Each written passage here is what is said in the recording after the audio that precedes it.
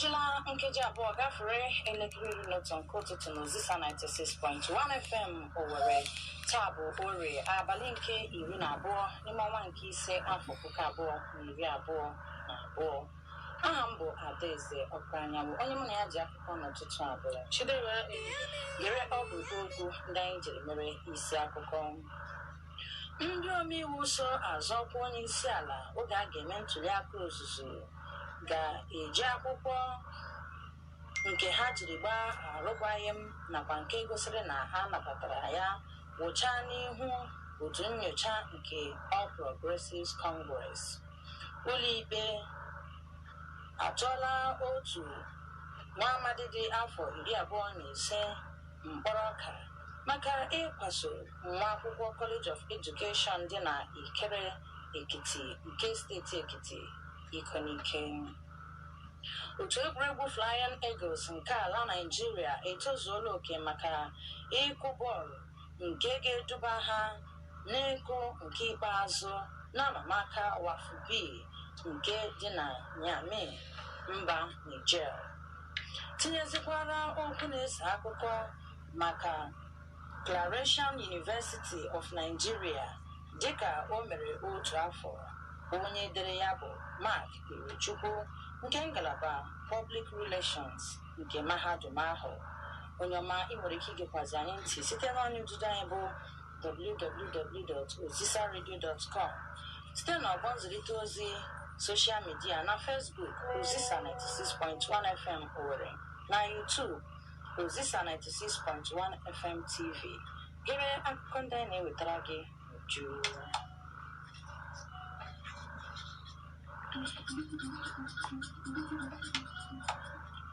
E nwere nkwesị ike na ndị omeiwu ala Naịjirịa ndị kwupụtarala mmasị ha ịzọ ọkwa onye isi ala n'afọ 2023 a ga-eme ntuli aka ozuzu ga-ejiri akwụkwọ edemede leta ha maka ịgba arụkwaghịm n'ọrụ nakwa nke gosipụtara na a nabatara ya ụcha n'ihu otu nnyocha nke All Progressives Congress. Ndị otu pati a kwuru na nke a ga-esokwa n'ihe a na-eme n'ihi na ọ bụ ihe atụ anya n'aka ha ma ha ga-emezurịrị. Nke a bịara dịka onye isi ala Muhammadu Buhari nọrọ n'ụbọchị Mọnde nye ntụziaka ma kwuo na ndị osachi ya na-azọ ọkwa ọchịchị ga-arịtururu n'ọkwa ha nọ. O kwupụtara nke a oge ha nwere nnọkọ ndị isi ahụrụ kwaba ukwu n'Abuja. Otu onye bụkwa nnukwu n'otu All Progressive Congress gwara ndị nta akụkọ na enwere ike isi ndị na-azọ ọkwa weta akwụkwọ edemede leta ha ma bụkwa gosikwa nke ha jiri gbaa arụkwaghịm na nke gosiri na a nabatara ya oge a na-eme ha nnyocha, dịka o mere ka amata na ọtụtụ ndị ọrụ onye isi ala na ndị enyemaka ya agbaala arụkwaghịm nke na ha na-agbaga nnọọ na nke odeakwụkwọ ala anyị iji nara akwụkwọ nke gosiri na a nabatara arụkwaghịm ahụ ha gbara. Buhari kelekwara Nwajuba maka ime ihe kwuru ebe ọ gwara ndị omeiwu ndị ọzọ ka ha soro nzọmụkwụ ya. Ndị nke a metụtakwara gụnyere onye ọrụ na-ahụ maka njem bụ Rotimi Amaechi, tinyekwara onye ọrụ na-ahụ maka ihe gbasara Niger Delta bụ Godswill Akpabio, nakwazi onye ọrụ na-ahụ maka ndị ọrụ nakwa inye ọrụ bụ Chris Ngige.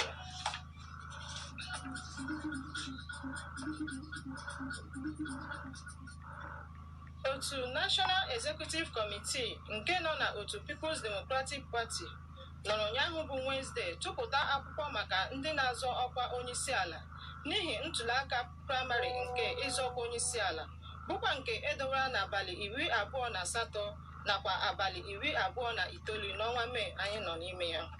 Site na nkwupụta onye na-enyere otu ahụ n'ide akwụkwọ nakwa mgbasa ozi bụ Debo Olungabe kwuru na ahọpụtala onye chịburu oche onye Senate President bụ David Mark dịka onye ga-abụzi onye isi ga-ahazi otu pati ahụ. Otu a gara n'ihu na-alọghachi ka a gaa n'ihu kpọchie ma nye onye isi oche Central Bank bụ Godwin Emefiele ntaramahụhụ dịrịla ya maka nkwupụta nke o kwuru Fraịde gara aga iwere akwụkwọ ịzọkwa onyeisiala site na otu All Progressive Congress.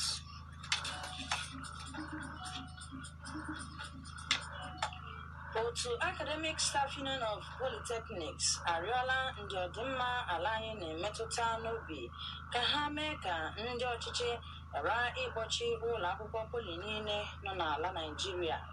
Onye isi oche otu a bụ Maazị Anderson Ezibe kwuru nke a ụnyaahụ bụ Wenezdee oge ha kwupụtara na ha ga-aga mfanye aka n'ọkpụ izu anọ iji dọọ aka na ntị bụkwanụ nke ga-amalite n'abalị 15 nke ọnwa Mee afọ 2022.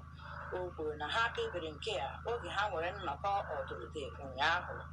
Nke a bụkwanụ nke o kwupụtara na ha ji ya na-agwa ndị ọchịchị ka emere ha ihe ha chọrọ ozugbo.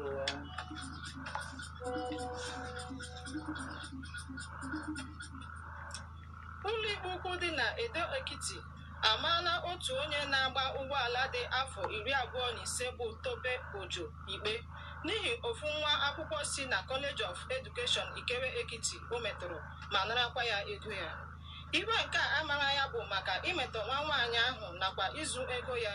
Ihe a mere bụ nke akọwara mere na abalị 18 n'ọnwa Nọvemba afọ 2017. Site na nkọwa nwaanyị a, ọ sị na ọ banyere ụgbọala na Ikere na-aga ụlọ akwụkwọ ya oge ọ kụrụ elekere 7, mana oge ọ nọ n'ụgbọala ahụ ọ bụ naanị ya nọ n'ime ya. Nke a mere ọkwọ ụgbọala ahụ jiri kpọrọ ya gaa n'ụlọ a na-arụchabeghị ma metọọkwa ya.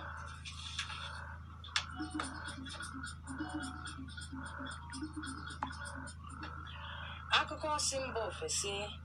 Mba Rọshia nọrọ taa kwupụta na egburu otu onye ebe mmadụ 7 nwere mmerụ ahụ dịka ndị agha mba Ukraine si n'otu ogbe nke nọketere ha nso wee buo agha.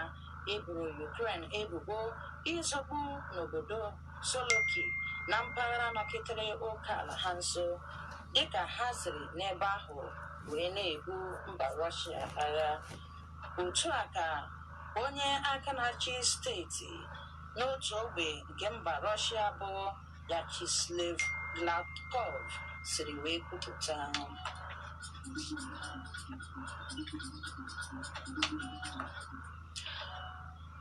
Akụkọ egwuregwu. Otu egwuregwu mba Under-20 nke ala Naịjirịa bụ Flying Eagles nọrọ ụnyaahụ bụ Wenezdee tozuo oke iso kụọ egwuregwu ọkara ikpeazụ. Egwuregwu a bụkwa nke ha kụrụ na Niamey nke nọ na mba Niger Republic.